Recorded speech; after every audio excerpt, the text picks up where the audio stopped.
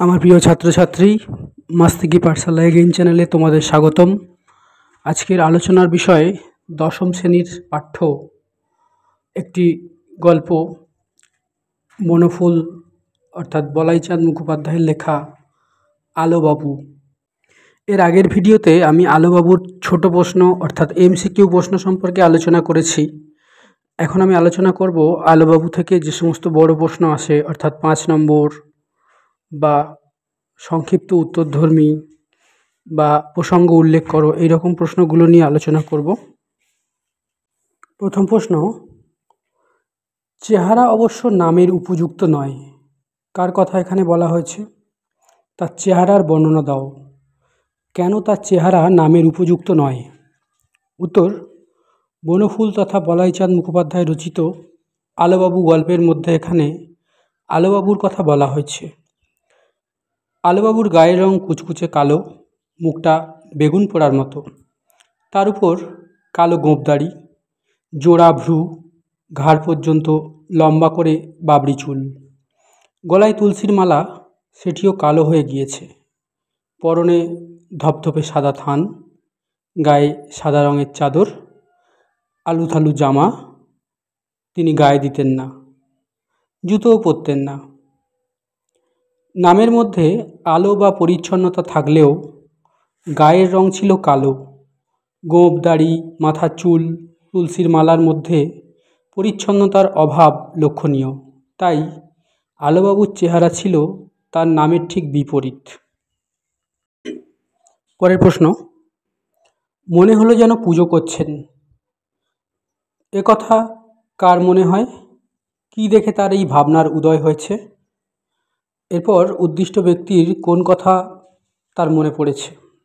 উত্তর, বনফুল রচিত আলোবাবু গল্পে স্বয়ং লেখকের এ কথা মনে হয়েছে। লেখকের বাড়িতে আশ্রয় পাওয়ার পর একদিন ঠিক 10টার সময় আলোবাবুকে তিনি দৌড়ে বাড়ির দিকে ফিরতে দেখেন। তখন তিনি কারণ জানতে চাইলে আলোবাবু জানান তার একটি ঘড়ি আছে, সেটাতে তিনি প্রতিদিন 10টার সময় দম দেন।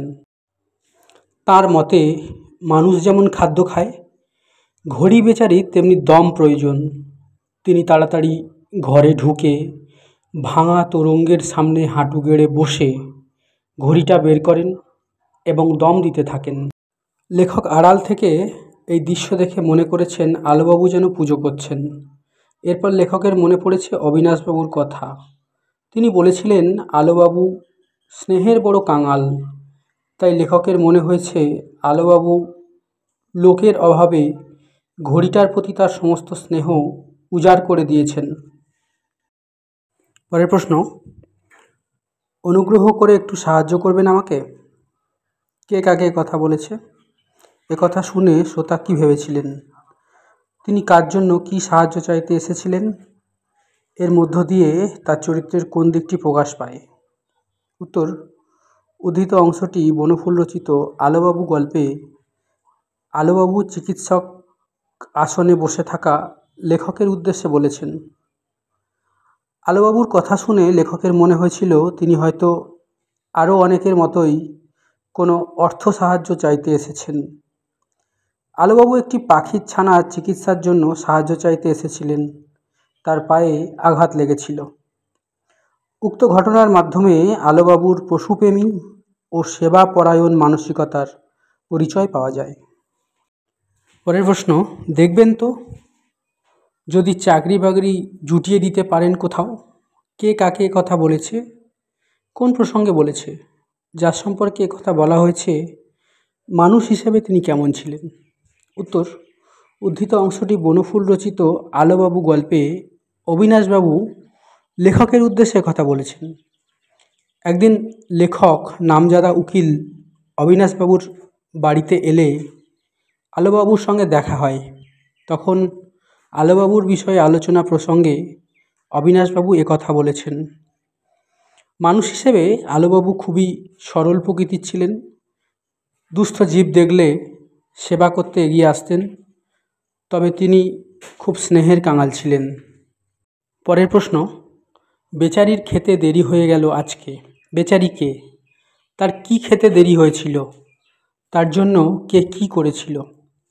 বনফুল রচিত আলোবাবু গল্পে বেচারি হলো আলোবাবুর একটি দম দেওয়া ঘড়ি। আলোবাবুর মতে মানুষ যেমন খাদ্য খায়, ঘড়ি বেচারির তেমনি দম প্রয়োজন, তাই ঘড়ির দম খেতে দেরি হয়েছিল। তার জন্য আলোবাবু তাড়াতাড়ি ঘরে ঢুকে ভাঙা তোরঙ্গের সামনে হাঁটু গেড়ে বসে ঘড়িটা বের করে এবং সেটাতে দম দিতে থাকেন। পরের প্রশ্ন, এর আগে তো দেখিনি আপনাকে, কোথায় থাকেন? কে কাকে একথা জিজ্ঞেস করেছেন? কখন জিজ্ঞেস করেছেন? এর উত্তর বক্তা কী দিয়েছিলেন? উদ্ধৃত প্রশ্নটি বনফুল রচিত আলোবাবু গল্পে চিকিৎসক আসনে বসে থাকা লেখক আলোবাবুর উদ্দেশ্যে করেছেন। একটা পাখির ছানার চিকিৎসার জন্য লেখকের কাছে সাহায্য চাইতে আসেন আলোবাবু। চিকিৎসার পর লেখক তাকে এই প্রশ্ন করেছেন। লেখক তথা চিকিৎসকের প্রশ্নের উত্তরে আলোবাবু জানিয়েছেন তিনি এই পাড়ার নামকরা উকিল অবিনাশবাবুর বাড়িতে আশ্রিত। অবিনাশবাবু তার এক দূর সম্পর্কের ভাগ্নির বন্ধুর শ্বশুর হন। পরের প্রশ্ন, আমাকে দেখেই একমুখ হেসে বললেন, বিনুবাবুর কুকুর এটি। কে কাকে একথা বলেছেন এবং কখন? বিনুবাবু কে? বিনুবাবুর কুকুরটির সঙ্গে বক্তা কী করছিলেন? উত্তর, উদ্ধৃত অংশটি বনফুল রচিত আলোবাবু গল্পে আলোবাবু লেখকের উদ্দেশ্যে একথা বলেছেন। লেখক অবিনাশবাবুর বাড়িতে গিয়ে দেখেন আলোবাবু একটি দেশি কুকুরের পরিচর্যা করছেন। তখন আলোবাবু একথা জানিয়েছেন। বিনুবাবু হলেন অবিনাশবাবুর বড় ছেলে, যার বয়স 10 বছর। আলোবাবু বিনুর কুকুরের চোখ পরিষ্কার করে দিচ্ছিলেন এবং তার সঙ্গে খেলা করছিলেন। পরের প্রশ্ন, একদিন আমার ল্যাবরেটরিতে শুষ্ক মুখে বসে আছেন। আমার বলতে কার কথা বলা হয়েছে? কে শুষ্ক মুখে কেন বসেছিলেন?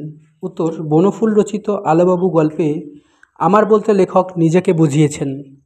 লেখক তার ল্যাবরেটরিতে আলোবাবুকে শুষ্ক মুখে বসে থাকতে দেখেছেন।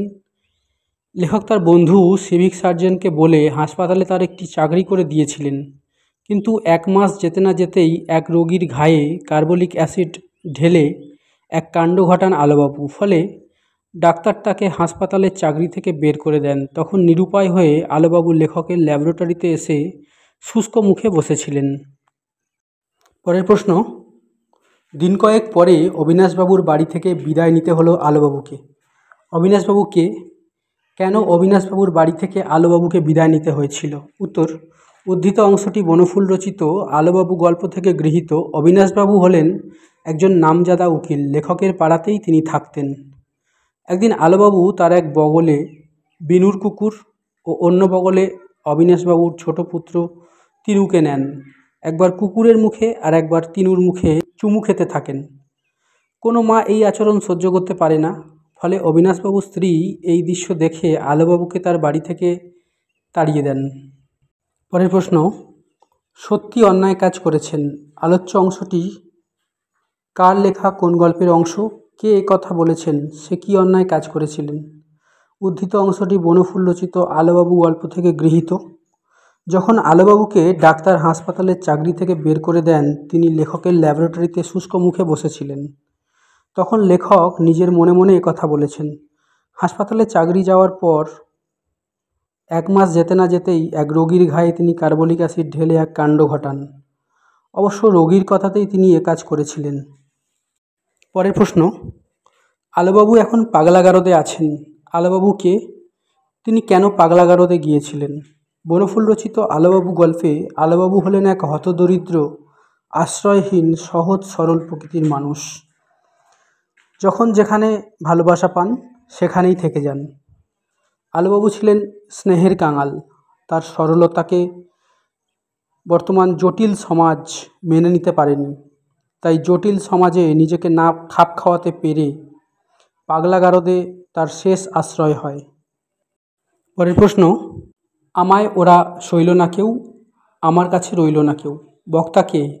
প্রসঙ্গ উল্লেখ করো, তার এরূপ বক্তব্যের কারণ কি?